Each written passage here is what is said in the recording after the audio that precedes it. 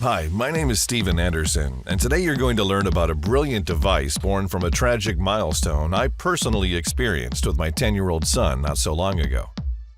This life-changing story opened my eyes in more than one way.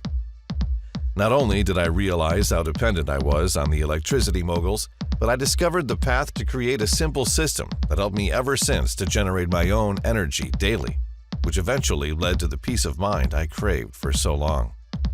I'm talking about a simple device that can be used by any family around the world. Please click on the link below the video to watch the full content. If you are And can even change the course of the entire energy industry. The circumstances that led to this unique discovery are so horrifying and deeply disturbing, they'll send shivers down your spine.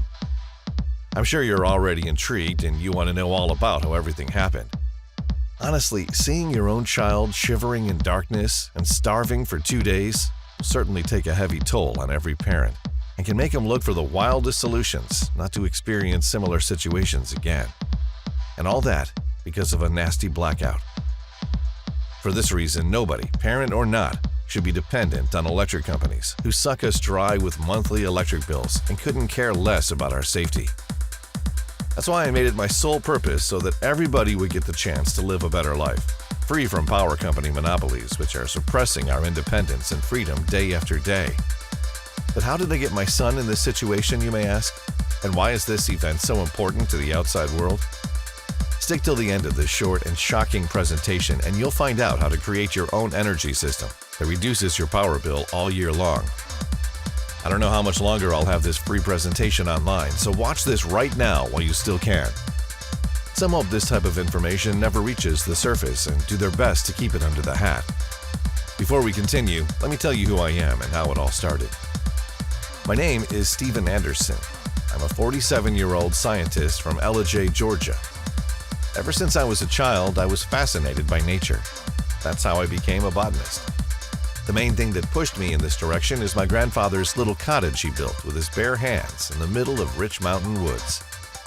My father inherited it from him and I got it when he passed away. It was all I needed for my research, but the worst part about it were the electricity costs.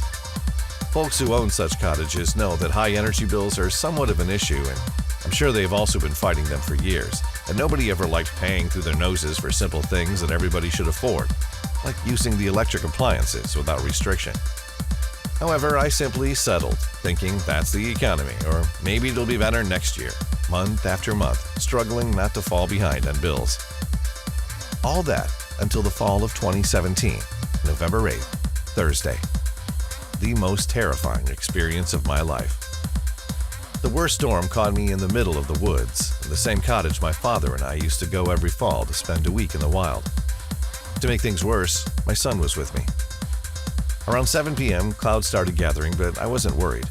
I'd gone through storms over the years and never had problems, but this time it was different. The wind was blowing like never before, and trees bent down like willows. After a few minutes, all lights went off. I immediately thought it was a simple blackout. I went to check on my son. He was fine, for the moment. The storm somehow broke a tree right over the only road that led to the closest town, 20 miles away. It also ripped down the power lines, and we suddenly found ourselves without power. Having no other solution, we decided to wait for the power to come back. The cottage was getting cold, and it was getting cold fast. Night came, and still no power. I tried calling the electric company on my cell phone to find out when or if power would be restored, but all I got was a pre-recorded message saying that they were aware of the problem and that it would be between 48 and 72 hours before the power would be back online. Moreover, this cost me my phone battery that was now dead. It got colder and colder. Quickly, the temperature inside reached around 40 degrees. We tried going to sleep, but it wasn't easy. The noise the storm made was like I had never heard before. I didn't have a single watt to charge my phone to call for help to save my son who was shivering and crying. I wrapped my arms around him as I could in a futile attempt to give him what little body heat I had. And then he told me with shivering words what would scar me for the rest of my life. "Daddy, I can't take it anymore. I want this to be over." It was the most devastating moment of my life. I felt like my world collapsed. I felt powerless because there was nothing I could do to protect the one I cared for most. And I simply felt furious, outraged about the fact that I knew I was the only one to blame for getting in this situation, and worse, for getting my only son in this dangerous situation.